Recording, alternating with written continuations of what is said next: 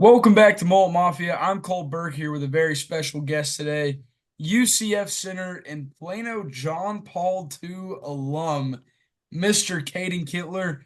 Caden, how are you doing, man? I'm doing great, man. How you doing? I'm living life to the fullest, doing fantastic.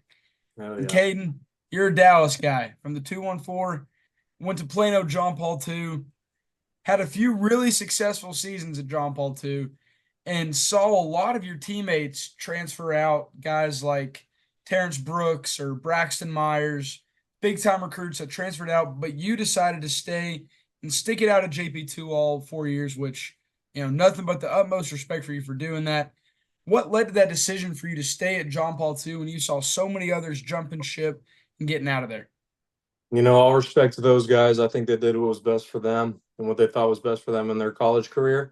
I was big on academics, so I wanted to get that John Paul II degree. It was really important for me to, graduate from JP2, put that on my resume. So that's what ultimately led me to make that decision. Also, I'm a big Catholic, so just staying around the faith also, you know, made it easy for me to stay. So yeah. And I'm sure staying around the faith, that's a huge part of your life, I'm sure. And, something like that that's a good reason to stay at John Paul II. It's a great institution.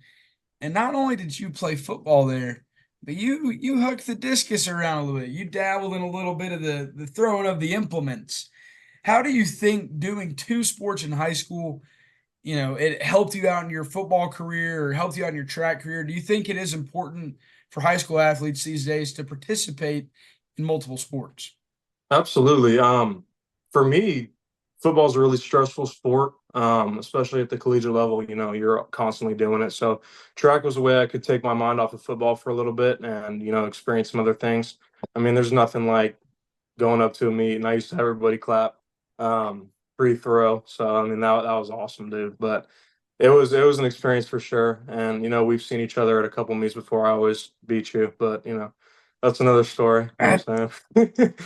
I don't know if it's an always thing. I think I beat you twice, I actually. don't know about that, Hurt man. back or not, it Yeah. happened. It happened one way or another, and your teammate Luke threw in swim goggles and a swim cap, and those were You got those to were clip some that good. picture up. Man, I will. I'm gonna put that picture up for sure. There we go. Those were Yeah. some good times, man. Nothing beats the camaraderie of throwers, a little thrower Nothing, dude. fraternity. It's a family for sure. No kidding, man. And you had a bunch of offers coming out of high school, 3-star rated on 247 rivals, all that. What led to your decision to ultimately end up at Central Florida over, Boise State, SMU, Purdue, all those other schools that offered you?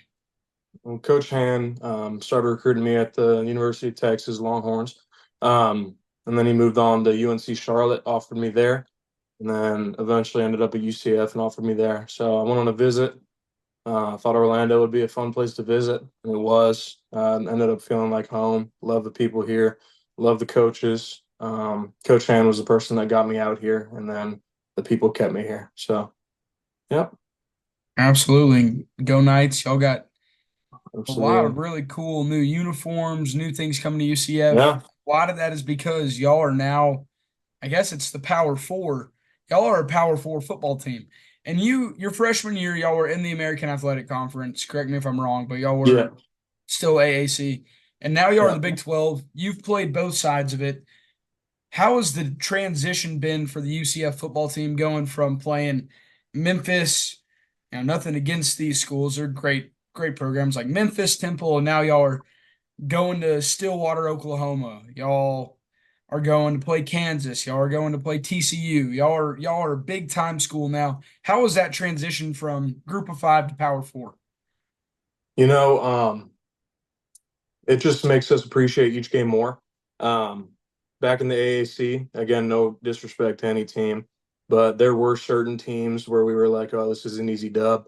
In the Big 12, that's not the case. Like every team has a legitimate chance to beat you. You have a legitimate chance to beat every team. Nothing's guaranteed in the Big 12. There's no such thing as momentum in it. It just takes it takes a lot of effort and dedication to game plan for these games. Because like I said, nothing's guaranteed. Anything could happen in a Big 12 game. And I mean, you've seen it throughout the years. So, I mean, everybody's bigger, everybody's stronger, faster. It's just a great challenge to experience with my teammates. And the Big 12 adding four new teams this year: Colorado, Utah, Arizona, and Arizona State. How do you see those teams competing in the Big 12? Are y'all competing with them? Because former Pac 12 teams, you know, long live the Pac 12 after dark days, but it's a new era of college football. Y'all have, I believe it's 16 teams in the Big 12. How is, that going to be with these new teams coming in this year? It's just another chance to beat another team. So we're excited that they're in there. They're going to be a new challenge playing Pac-12, former Pac-12 teams. Dion's going to get our stadium packed out, so I'm looking forward to that game. We play them at home this year, so yeah, man, it's just an opportunity to just beat some more teams. So we're looking forward to it. That will be a lot of fun having Dion and the Colorado Buffaloes coming over to the Bounce House in Yeah. Orlando, Florida. That leads into my next question. The Bounce House is one of the most iconic stadiums in college football. I've heard, obviously, my buddy Aiden Harrod, his sister goes to UCF. She's told me about the games there before, how the stadium actually moves Hmm. when people start jumping around and getting rowdy. What is the atmosphere like at a night game at the Bounce House? Man, like there's nothing like it. Pre-game, when we're about to run out that tunnel, they start playing Zombie Nation, and we don't hear anything, but those doors are shaking, man.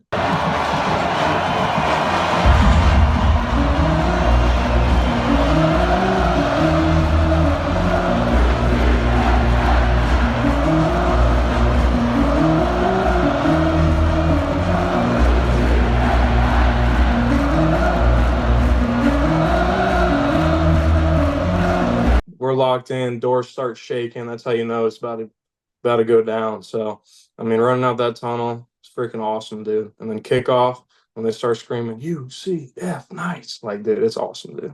It's an experience you should definitely experience for sure. And Zombie Nation, that's one of the best football Yeah, songs of all yeah, time. You can't go wrong no with it. chance. Y'all, Penn State, everybody, in their right minds is Yeah, it's a classic, a timeless for classic. sure. What would you say has been your best memory on game day at UCF in your 2 years you've had there? My first start probably, but I got to play my first game my freshman year on my parents' anniversary. It was also the space game. So, I mean, that was awesome, dude. I played like a whole quarter. We played Temple. Got put in near the end of the third quarter and ended up finishing the game. So, I mean, there was nothing like that. Obviously, your first time getting on the field. There were still people in the stands because it was the third quarter, but it was awesome, dude. And then, yeah, my first start was probably another close second. So, yeah, man. And those space unis are just Oh, yeah. the best in college football. I'd put them Yeah. top five. Every year, y'all come out with some of the best uniforms in college football, like light mode, dark mode. Hmm. Y'all got some swagger in Orlando. Yeah. And first start, go into a little more depth on that. The nerves before the game, the preparation that week. Your first snap ever as a starter at UCF. What was that moment like for you? The previous week we played Villanova. I got put in early in the first quarter.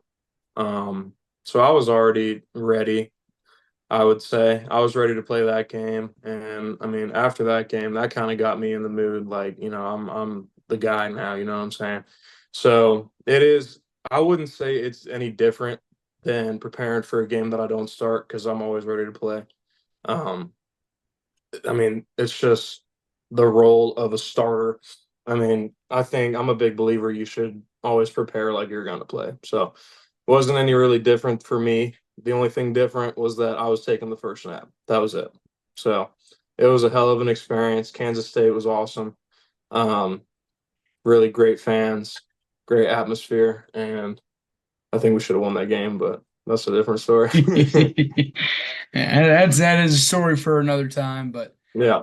that that's a lot of what our offensive line coach at Hardin-Simmons says. If you're on the field, no matter when it is in the game, you are the starter for the Hardin-Simmons Cowboys. Yeah. And Yeah. that's the mindset you should have going into things like that.